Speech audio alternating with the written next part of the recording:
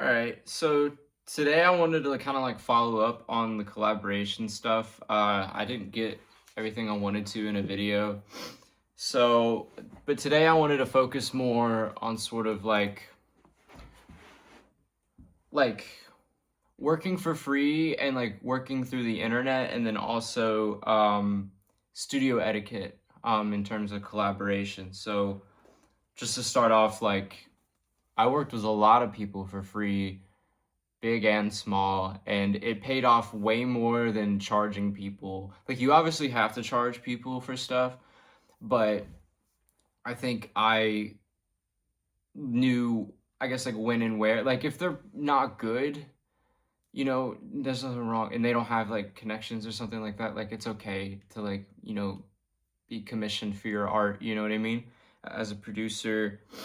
However, I did like the biggest artist that I ever worked with, they either took a beat off my YouTube and then contacted me afterwards. And I was just like, I don't care about like the exclusive rate or like a lease, like just put me on the back end. Or people in my city and stuff like that. I really, I had a song get like almost 3 million streams from someone local. And all I did was airdrop him the beat as I was leaving a studio session that I was invited to.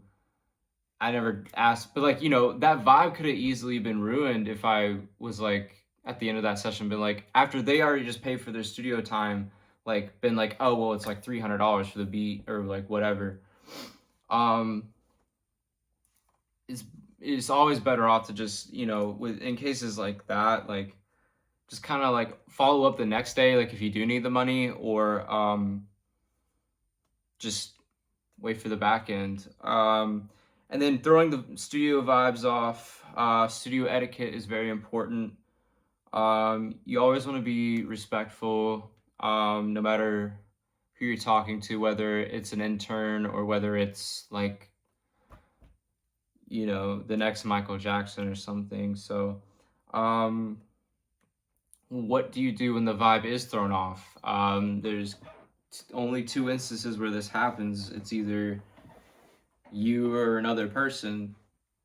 I'll give an example of another person throwing a vibe off would be, I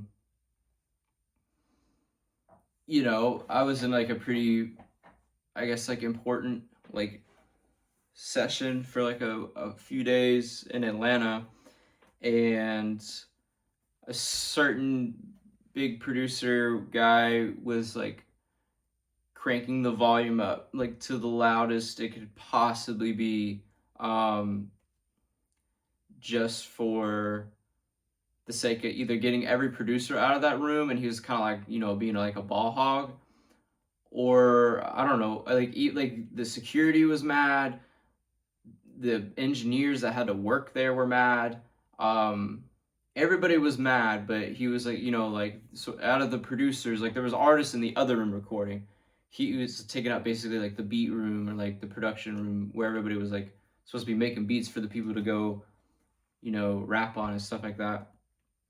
um and I got kicked out of that room. Well, first, like the first like night or whatever, I was just like, this is like too loud. Whatever, I'm gonna go in the other room. Second night, I got kicked out because like I think I ordered like sushi. It didn't even smell, but he was just like making it a big deal.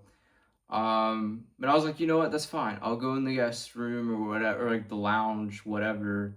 The writing, I don't know what it was. It was like a little room, like off to the side. It wasn't like the vocal booth, but it was like a separate, isolated room. I guess like you watch TV and like write or something like that.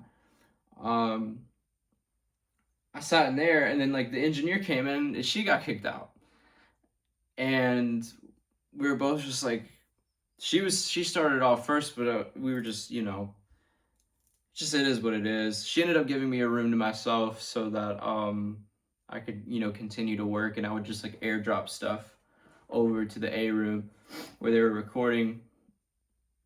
But maybe I threw the vibe off. I don't know. I have no idea. I know that, well, I won't get into that. But so when other people are throwing the vibe off though, or if you're throwing the vibe off, you know what I mean? Like compose yourself, apologize if you need to. Probably is best. But then move forward, change the pace, change the air in the room. If you let it linger, like it's just gonna haunt you, you know what I mean? If someone else is throwing the vibe off, it's kind of like that saying about leading horses to water. Unless they know how to get their shit together, let them crash and burn. I did want to mention also maybe some like failure and collaboration.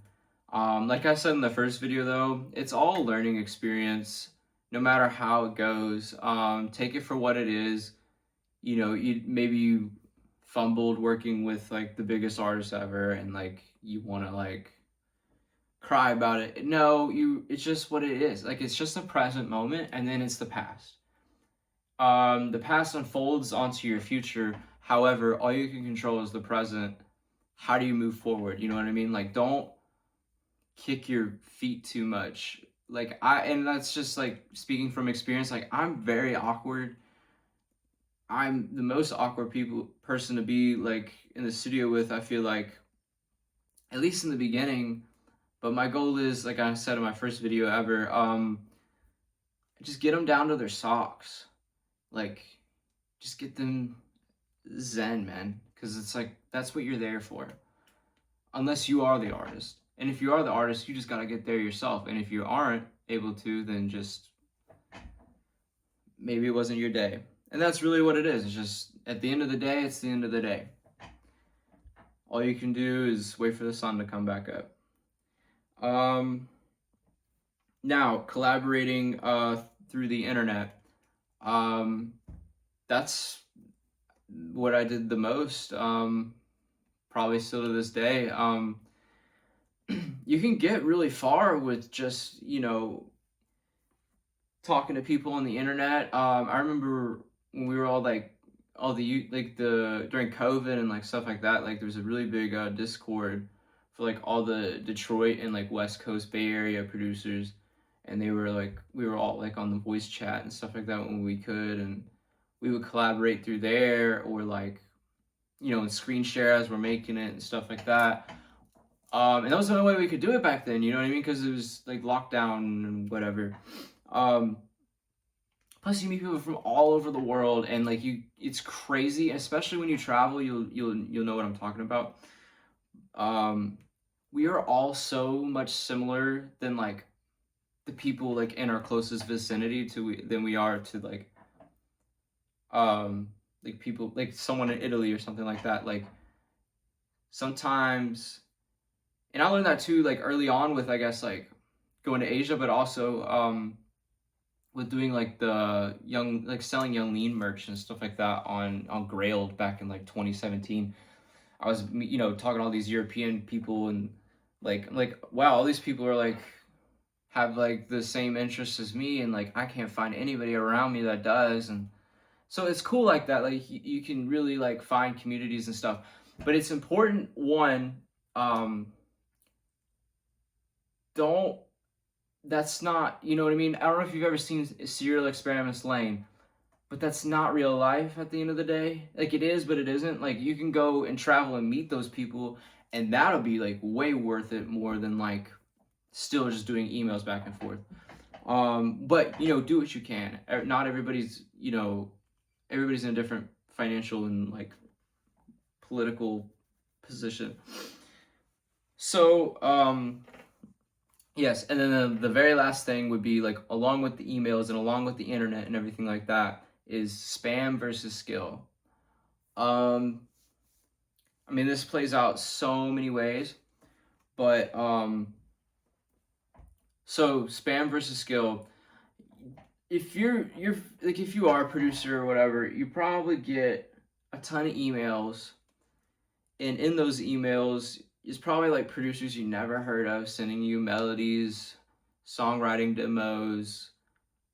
They're in your Instagram DMs or stuff like that, and like they're just sending stuff to you, and you're like, whoops. And then you're like, why did I, like, I don't want this, you know? And you go and you like report spam or you just ignore it. Um, that's like, you know, would you want to go up to somebody? It's like handing out like stuff on the street, you know what I mean? Like handing out flyers. Nobody's gonna want that every time. You know what I mean? Like maybe out of the 200 people you send it to, 10 open it. Fair. You know what I mean? Especially if like they're good, but then like then the ratio goes down even more, like listening to it than like actually using it. And if they do use it, you probably don't have your legal work in check, and then like they're just gonna steal your loop, and then you know what I mean, make whatever they can. So I would just say like build those connections organically. Never be afraid to be the first one to reach out. You know what I mean? But like just let it simmer, and let that be your, how do you say, like just let it sit, and it'll come to fruition the way it's supposed to. You'll end up meeting people in your community too, like if you go to studio sessions in your city, or like, you know, even if you just go, like say like I'm in Kentucky for example, say you go down to Nashville and you just go into a bar or you go into a record store or something like that. Just talk to people. You know, don't be like a psycho, but like just talk to people. Human connection is so important, especially like now that like people younger than like people born after like 2004 have sort of like COVID brain where like they have to wear headphones in the grocery store and they're like they'll freak out, like, but get them out of their shell, you know what I mean? Older people love to talk. I went to a record store today and I talked to the dude for like 30 minutes who ran the place, and then he knew all like the local bands or whatever. And that's like, I'm not going to network through the guy because I don't have the recording capacity to record those people, nor, you know what I mean? But like that's still like I gained something from that. He may or may not have, but you kind of pick up on stuff like around your community and your area, and then you can kind of like build a little, network, and don't ask for favors, but you can just you can go so far with so little is my point. As long as you just stay true to yourself and not just like, sell everything off your back, and like, or just, I always see spam as sort of like stripping naked in front of everybody. Like nobody asked. Um, but if you like, it's kind of like, seducing one person. Like, or, you know what I mean? If you're like in a big songwriting session, like seducing multiple people into an idea, like, and then everybody's naked at once. That's a terrible analogy, but it's the way I see it in the terms of like self promotion, and like, sure, yeah. That's where I'm gonna end it today. But this was a fun one. I'll try and do another one this week.